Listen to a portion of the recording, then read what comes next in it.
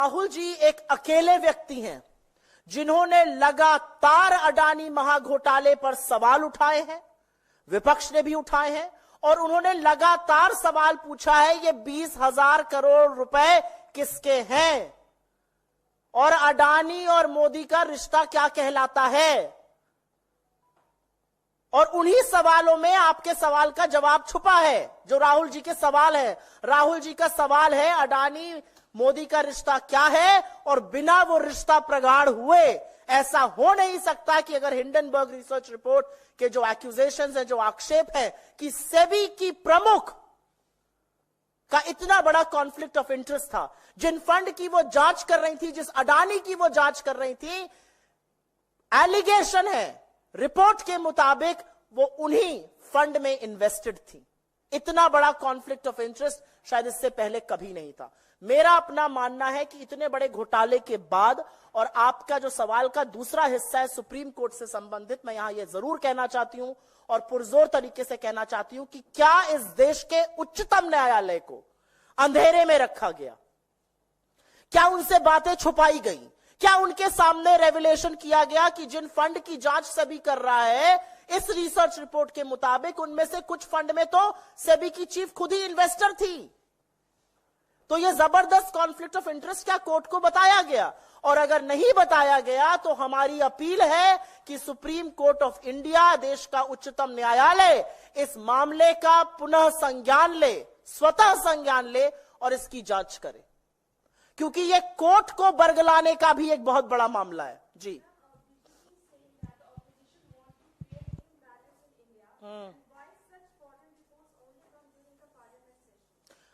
I can ask a counter question. Was the parliament session curtailed because you knew this report was coming? Why should you ask me the question that the BJP is asking? I'm asking a counter question. क्या parliament session को cartel किया गया क्योंकि उनको पता था कि यह सनसनीखेज खुलासा होने वाला है? और मैंने तो पहले ही कह दिया था, इससे पहले कि बीजेपी के लोग, बददिमाग प्रवक्ता, ट्रोल आर्मी, सरकार के ट्रोल मंत्री ये कहे कि हिंडनबर्ग जो है वो देश के खिलाफ साजिश रच रहा है, सवालों का जवाब दे दीजिए ना। इतने बड़े सनसनीखेज खुलासे आपके रेगुलेटर पे लगे हैं।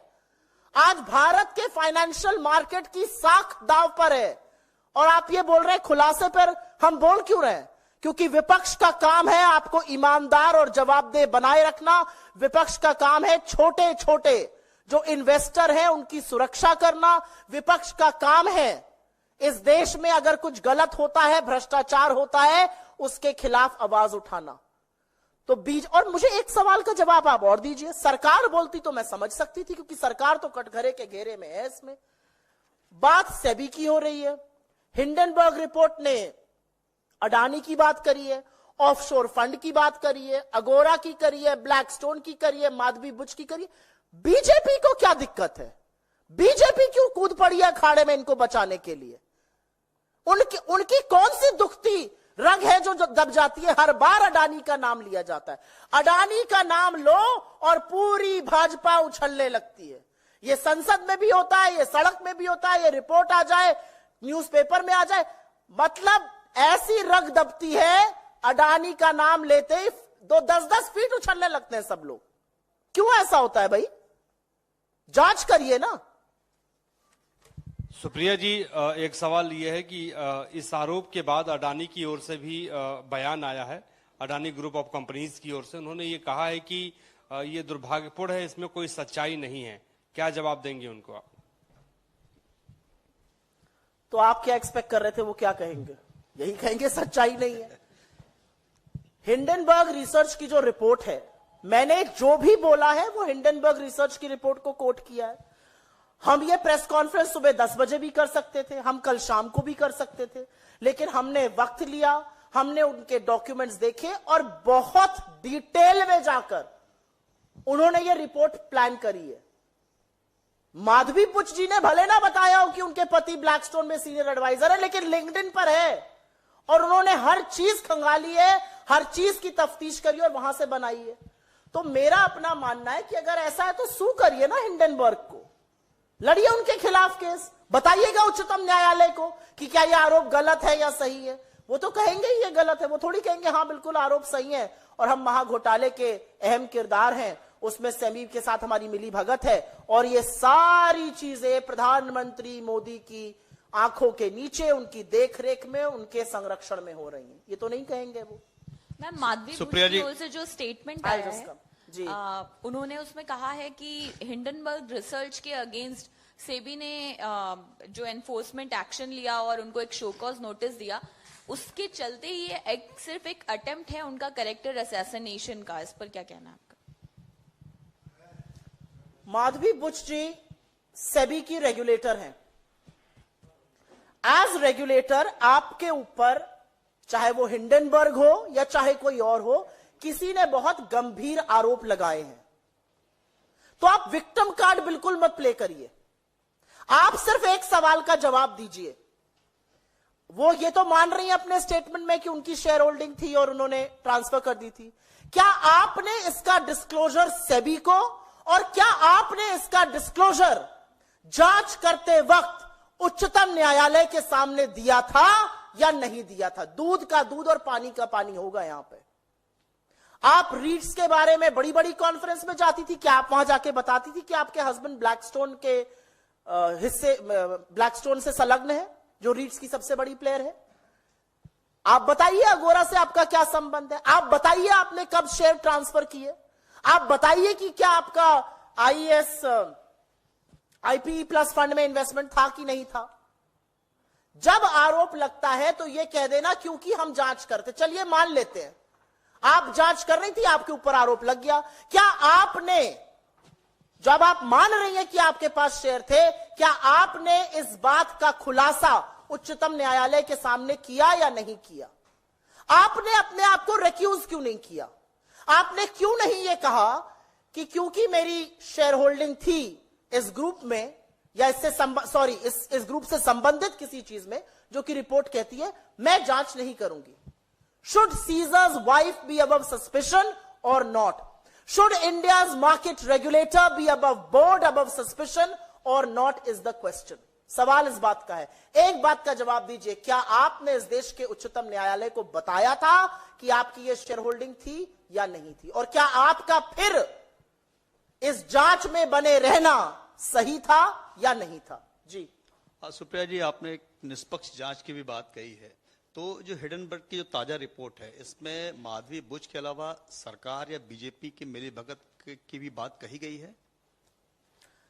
सरकार की मिलीभगत की बात का सवाल इसलिए उठता है, सरकार एक मार्केट रेगुलेटर अपॉइंट करती है, आप तमाम बैकग्राउंड चेक्स करते हैं, आप तमाम डिस्क्लोजर्स देखते हैं। सरकार के सामने एक सवाल आया कि आप अडानी महाघोटाले की जांच कराइए, तो मोदी जी खुद तो करेंगे नहीं, मार्केट रेगुलेटर जो अपॉइंट किया गया सरकार द्वारा, इंडिपेंडेंट रेगुलेटर है, वो करेगा। अब पता चल रहा है कि इंडिपेंडेंट रेगुलेटर इस रिपोर्ट के मुताबिक उनका कुछ संलग्न है, उनकी कुछ शेयर होल्डिंग में इधर उधर जवाबदेही है। तो सवाल इस बात का है कि क्या वो सरकार जो अडानी समूह की जांच नहीं कराना चाहती है, क्या वो सरकार जो डीआरआई के हाथ बांध देती है ओवर इनवॉइसिंग पे जांच मत करो अडानी की, क्या वो जांच कर सकती है? और मुझे ऐसा लगता है कि किसी भी चीज में दूध का दूध और पानी का पानी होना चाहिए। जेपीसी गठित करिए और इस जेपीसी से कहिए वो जांच करे, उसमें हर दल के लोग रहेंगे, हर दल के लोग प्रमुखता से बात उठाएंगे, खरे सवाल पूछेंगे। क्यों डरती है सरकार? इस देश में क्या पहले कभी जेपीसी गठित नहीं हुई है? हुई है गठित, लेकिन अडानी जी का नाम सुनते ही आपने सदन में कार्रवाई देखी, किसी का नाम ले लो, अरे मोदी जी का भी नाम ले लो तो शांति से बैठे रहते हैं, अडानी का नाम लेते ही स्प्रिंग लग जाती है, उछल कूद, हर मंत्री उछलने लगता है। भाई क्यों? ऐसी कौन सी दुखती रग है आपकी जो दब जाती है नस? इसीलिए अडानी महाघोटाले की जांच सुप्रीम कोर्ट अपने तत्वावधान में या तो कराए या इस पर जेपीसी गठित हो। लेकिन यह बहुत बड़ा मामला है कि सुप्रीम कोर्ट ने एक जांच समिति गठित करी थी, क्या उसको अंधेरे में रखा गया या उसको सारे सच से अवगत कराया गया? आज इस बात पर भी सवाल है। नहीं, इस पे और कोई सवाल है क्या? सुप्रीम कोर्ट को इसका with no delay, the Supreme Court has to take suo motu cognizance, because the Supreme Court was probing this matter. It was being probed. It had set up a committee. The SEBI was a participant in this. SEBI told the Supreme Court, we have drawn a blank, while telling that, according to this research report, the SEBI chief had conflict of interest, which she has accepted that, yes, I had shareholding, which I had transferred, which I had gotten rid of. Did she make that disclosure to SEBI, and did she make that disclosure to the Supreme Court of India? ये तो मतलब दूध का दूध और पानी के पानी की बात है जी। इस पर और कोई सवाल? हाँ बताइए। मैं वैसे इसी पर रखना चाह रही थी। बांग्लादेश से जुड़ा हुआ है, वहां की सेना ने मैं चाहती हूं कि आप प्रेस कॉन्फ्रेंस आज इसी पे रखिए। ये बहुत बड़ा मुद्दा है, एक विशेष प्रेस कॉन्फ्रेंस कर रहे हैं, आपको घरों से हमने संडे को बुलाया है, तो इससे हम इधर उधर ना हो तो वो अच्छा रहेगा। बहुत शुक्रिया आपका।